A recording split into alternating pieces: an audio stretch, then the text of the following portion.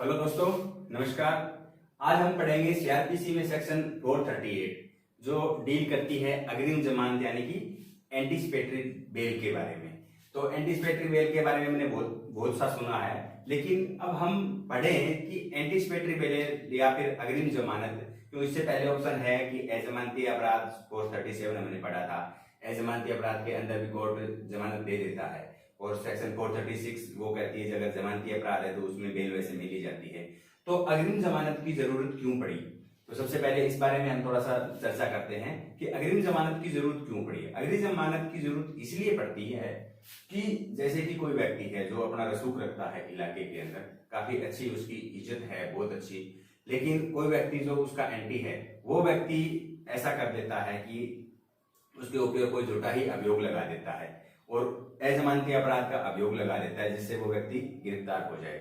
और उसकी गिरफ्तारी से उस व्यक्ति की इज्जत पे बहुत सारा दबाव लगता है, बहुत फर्क पड़ता है, क्योंकि मीडिया वगैरह भी इस चीज में कवरेज बन जाती है। तो उसको क्या है कि उसकी इज्जत पे बट्टा लगता है। ऐसा चीज ना हो, इसके लिए एंटीसिपेटरी बेल का प्रबंध किया गया है। तो न्यायालय क्या है, ऐसी कोई स्थिति अगर आती है, न्यायालय उस पर विचार करता है कि क्या ये अभियोग कहीं उसी टाइप का तो नहीं है कि उस व्यक्ति को बदनाम करने के लिए तो नहीं लगाया गया है। तो इसके लिए उसमें अग्रिम जमानत न्यायालय दे देता है उस स्थिति को देखते हुए। तो पढ़ते हैं हम सेक्शन 438 को। सेक्शन 438 क्या कहती है, इसकी उपधारा एक कहती है कि कोई व्यक्ति है जो जिस व्यक्ति को ऐसी आशंका प्रतीत होती है, उस व्यक्ति को ऐसा लग रहा है कि उसे कोई अजमानतीय अपराध के अंदर गिरफ्तार कर लिया जाएगा, ऐसी उसे आशंका लग रही है, तो वो व्यक्ति क्या है, सीधा हाई कोर्ट और सेशन कोर्ट इसके अंदर एक आवेदन कर सकता है कि यदि मुझे इस प्रकार किसी अजमानतीय अपराध के अंदर गिरफ्तार किया जाए तो मुझे जमानत दे दी जाए। इसके लिए आवेदन वो उससे पहले ही अग्रिम जमानत के लिए आवेदन कोर्ट के अंदर कर सकता है। जब वो व्यक्ति ऐसा आवेदन कोर्ट के समक्ष करता है तो कोर्ट कई बातों का ध्यान करेगा, उसके बाद ही कोई आदेश देगा। ये बातें निम्नलिखित होगी, जैसे निम्न बातों का ध्यान कोर्ट देगा। बात क्या होगी? पहली बात इसके अंदर क्या है कि जो अभियोग लगाया गया है उस व्यक्ति के ऊपर, उस अभियोग की प्रकृति क्या है, उस अभियोग की गंभीरता क्या है, उस पर विचार करेगा न्यायालय। दूसरी बात है कि जो आवेदक है, जिसने आवेदन किया है, उस व्यक्ति का पूर्वाचरण क्या है, क्या वो कहीं पहले किसी संज्ञेय अपराध के अंदर दोषी तो नहीं हो चुका है। अगर ऐसा मामला है तो उसे क्या है, अग्रिम जमानत नहीं दी जाती है, क्योंकि यहाँ अगर जैसे वो व्यक्ति पहले ऑलरेडी सजा काट चुका है तो उसके गिरफ्तार होने से उसकी इज्जत पे इतना बट्टा नहीं लगता है। ये चीजें क्या है, कोर्ट समझता है, तो ये यहाँ पे जमानत नहीं देगा। तीसरी बात यह है, हालात देखेगा मजिस्ट्रेट की, जो व्यक्ति जिसने आवेदन किया है वो कहीं न्याय से भागने वाला तो नहीं है, वो भाग तो नहीं जाएगा, तो उस पे भी विचार न्यायालय करेगा। चौथी बात यहाँ कहता है कि जो अभियोग है वो अभियोग किस लिए, कहीं उस व्यक्ति को क्षति पहुंचाने या उसका अपमान करने के लिए तो नहीं लगाया गया है। उस पर विचार करने के बाद, ये सारी स्थिति देखने के बाद न्यायालय क्या है, वहां जो आवेदन न्यायालय के समक्ष आया है या तो उसको अस्वीकार कर देगा। सारी स्थिति अगर इसमें कुछ पाया जाता है तो उसे अस्वीकार कर देगा, या फिर अगर स्वीकार करता है तो उसका अग्रिम आदेश देगा, उसका आदेश जारी कर देगा कि उसकी अग्रिम जमानत स्वीकार कर ली गई है। अब यहाँ कंडीशन होती है कि जैसे उस व्यक्ति ने क्या है कि अग्रिम जमानत के लिए अपील कर रखी है और कोर्ट ने यहाँ पे उसको नकार दिया, अस्वीकार कर लिया, तो उसके बाद उसके आवेदन का कोई असर नहीं है। उसके बाद जो पुलिस जो नॉर्मल वे में कार्रवाई कर सकती थी वही कार्रवाई उसके बाद कर सकती है, उस व्यक्ति को गिरफ्तार स्वतंत्र रूप से उसे गिरफ्तार कर सकती है, बिना वारंट के ही गिरफ्तार कर सकती है। ऐसा नहीं है कि उसने एंटीसिपेटरी बेल के लिए एप्लीकेशन लगा दी तो उसके बाद उसकी गिरफ्तारी बिना वारंट के नहीं हो पाएगी, नहीं, बाकी प्रक्रिया सेम ही रहेगी अगर कोर्ट ने उसे नकार दिया तो। अब दूसरी बात इसकी क्या कहता है, इसकी उपधारा 1 का पॉइंट ये कहता है कि जहां कोर्ट अंतरिम आदेश देता है, अगर कोर्ट उसमें स्वीकार कर लेता है उसकी बेल, तो वो क्या करेगा, एक उसकी आदेश की एक कॉपी पब्लिक प्रोसिक्यूटर को और एक कॉपी एसएचओ को भेजेगा, जो कम से कम 7 दिन का टाइम उसे दिया जाएगा और सुनवाई का मौका देगा पीपी को कि ये अग्रिम जमानत जो ली जा रही है उसके लिए सुनवाई का मौका देगा। इसका दूसरा पॉइंट ये कहता है कि जो पीपी है वो जो सुनवाई के दौरान अगर पीपी ऐसा आवेदन करता है मजिस्ट्रेट से कि उस व्यक्ति की उपस्थिति वहां हो कोर्ट के अंदर, तो मजिस्ट्रेट उसे बाध्य कर सकता है कि वो अपने जो आवेदन की अंतिम जो सुनवाई उसकी होनी है उस सुनवाई के समय वो कोर्ट के अंदर वो व्यक्ति हाजिर आए। तो उस समय अगर वो व्यक्ति हाजिर आता है तो कोर्ट या तो उसकी बेल अगर मंजूर कर ली तो ठीक है, वहां उसकी बेल की कार्रवाई हो जाएगी।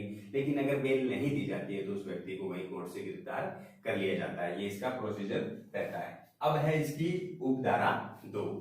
उपधारा 2 कहती है कि अब जो सेक्शन 438 की जो उपधारा 2 है, ये उपधारा 2 क्या कहती है कि जो कोर्ट जिसने उपधारा 1 के अनुसार उसकी अग्रिम जमानत मंजूर की है उसके साथ निर्देश दे सकता है, ये जो शर्तें हैं ये लगा सकता है। निम्नलिखित शर्तों में शर्त है कि जिस व्यक्ति को अग्रिम जमानत दी गई है अगर उसे पुलिस बुलाती है तो वो वहां पुलिस के समक्ष हाजिर होगा, पुलिस द्वारा पूछे गए प्रश्नों के उत्तर देगा और किसी भी गवाह को कोई भी किस्म की उत्प्रेरणा, धमकी या फिर वचन नहीं देगा, चाहे वो प्रत्यक्ष हो चाहे अप्रत्यक्ष रूप से हो। तीसरी कंडीशन है कोर्ट के आदेश के बिना वो भारत को नहीं छोड़ेगा। और जो भी सेक्शन 437 हमने पढ़ी थी उसमें जो भी कंडीशन है वो शर्तें भी कोर्ट लगा सकता है। ये कहती है इसकी उपधारा 2। अब है इसकी उपधारा 3। उपधारा 3 क्या कहती है कि यदि अग्रिम जमानत मंजूर कर ली गई है, किसी व्यक्ति की एंटीसिपेटरी बेल है वो मंजूर कर ली गई है, तो उसके बाद उस व्यक्ति को जो भी पुलिस अफसर उसे बिना वारंट के गिरफ्तार करेगा वो बेल मंजूर होने, एंटीसिपेटरी अगर उसकी बेल मंजूर है तो उसे उस अजमानती अपराध में वो जमानत पे छोड़ देगा गिरफ्तार करने के बाद। और यदि कोर्ट अगर उसका वारंट निकालता है तो कोर्ट उसका केवल जमानती वारंट ही निकालेगा। और एंटीसिपेटरी बेल की ये भी कंडीशन है, उसके अंदर कोर्ट फिक्स टाइम और डेट लिखेगा कि ये कितने समय के लिए मंजूर की गई है, उसके बाद उसका कोई औचित्य नहीं रहेगा। अब है उपधारा 4। उपधारा 4 क्या कहती है कि यदि मामला आता है डोरी डेथ से संबंधित कोई मामला है या सेक्शन 376 की जो ये सेक्शन है ये गैंगरेप से संबंधित कई सेक्शन है, नाबालिग का गैंगरेप वगैरह, इनसे संबंधित अगर कोई अभियोग का मामला अगर है तो उसके अंदर अमूमन कोर्ट क्या है अग्रिम जमानत मंजूर नहीं करेगा। तो अपनी ये थी सेक्शन 438 अग्रिम जमानत के बारे में। मुख्य बात इसकी यही है, इसकी उपधारा 1 कहती है कि अग्रिम जमानत की जरूरत पहली बात तो क्यों पड़ी थी कि किसी व्यक्ति को बेवजह अभियोग में ना फंसा जाए, उसकी इज्जत पे बट्टा ना लगे, और उसकी जो अगर एंटीसिपेटरी बेल अगर कोर्ट मंजूर कर रहा है तो कोई कंडीशन देखेगा, उसके अभियोग किस टाइप का लगाया है, उसका पूर्व आचरण देखेगा, वो कहीं न्याय से भाग तो नहीं जाएगा, क्या अभियोग उसके खाली उसको बदनाम करने के लिए लगाया गया। इन कंडीशन को देखते हुए जो कोर्ट है उसको एंटीसिपेटरी बेल देगा।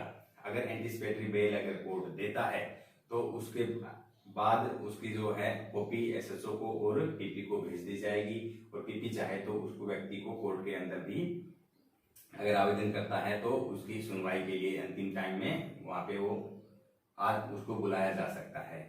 और यदि उसकी अंतरिम जमानत कोर्ट ने नामंजूर कर दी तो पुलिस की जो पावर है उस पर कोई फर्क नहीं पड़ेगा, पुलिस उसे बिना वारंट के जैसे नॉर्मल प्रक्रिया में गिरफ्तार करती है वैसे गिरफ्तार कर सकती है। उपधारा 3 ने ये कंडीशन लगाई है कि अगर एंटीसिपेटरी बेल अगर उसकी मंजूर हुई है तो व्यक्ति इन शर्तों का पालन करेगा और उससे अलग बात वगैरह नहीं छोड़ेगा, ये कंडीशन भी आ गई। उपधारा 3 में मुख्य रूप से ये बात बताई गई है कि अग्रिम जमानत उसकी मंजूर हो गई है तो उसके बाद उसे गिरफ्तार करने वाला पुलिस अफसर उसे क्या है, हालांकि अपराध अजमानती है लेकिन उसकी अग्रिम जमानत मंजूर हो चुकी है, इसलिए पुलिस अफसर उसे क्या है उसे जमानत पे छोड़ देगा और कोर्ट भी उसका क्या करेगा, जमानती वारंट ही जारी करेगा। इसमें सवाल ऐसा पूछा जा सकता है कि अग्रिम जमानत मंजूर होने के बाद क्या कोर्ट उसका अजमानती वारंट जारी कर सकता है या जमानती वारंट, ऐसा सवाल पूछा जा सकता है। और उसकी उपधारा 4 यही कहती है कि डाउरी डेथ और इस जो मामला है 376 वाला, इसके अंदर अग्रिम जमानत मंजूर नहीं की जाएगी। तो ये सेक्शन अपनी 438 अग्रिम जमानत, उम्मीद है आपको आ गई होगी समझ में बेहतर से।